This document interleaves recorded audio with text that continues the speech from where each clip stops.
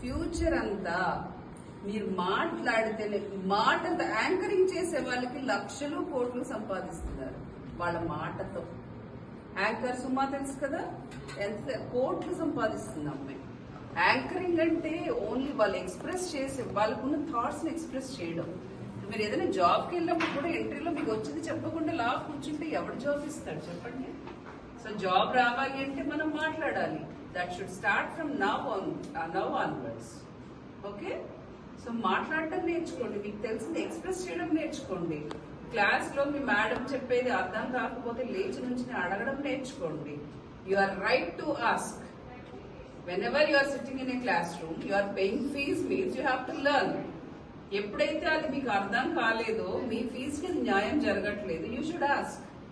ఇక్కడ ఆ రైట్ ఉంటుంది. మీరు డైరెక్ట్ గా నా దగ్గర రావచ్చు. ఇక్కడ జాయిన్ అయిన పిల్లలు ఎవరైనా కూడా డైరెక్ట్ గా నా రూమ్కి వచ్చేయచ్చు. మాకు ఇది అర్థం కాలేదు అని నాకు చెప్పొచ్చు. Right? All the best all of you.